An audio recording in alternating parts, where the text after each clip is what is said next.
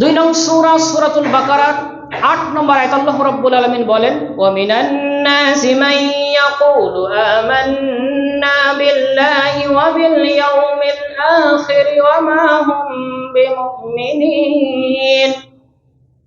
আল্লাহ রাব্বুল আলামিন বলেন, ওয়া মিনান নাস, কিছু মানুষ রয়েছে তারা বলবে যে আমরা আল্লাহর প্রতি ঈমান এনেছি, আমরা আখিরাতকে বিশ্বাস করি।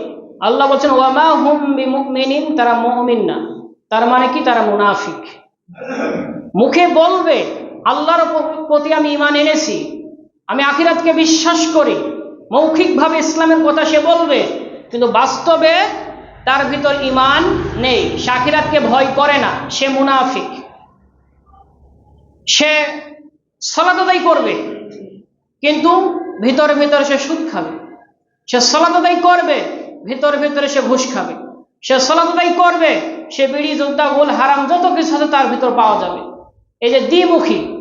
মসজিদে সে বলবে ইয়্যাকা না'বুদু ওয়া ইয়্যাকা নাস্তাঈন, তোমারই ইবাদত করি, তোমারই কাছে সাহায্য চাই, কিন্তু মসজিদের বাইরে গেলে আল্লাহর ইবাদত আর থাকে না। 6 দিন তার দেখাই নেই মসজিদে। তার মানে মসজিদে একটা বলে জুমাতে এসে, বাকি 6 দিন তার কথার সাথে কাজের মিল নেই। একে বলে দ্বিমুখী। এই স্বভাবগুলো আমাদের পরিত্যাগ করতে হবে।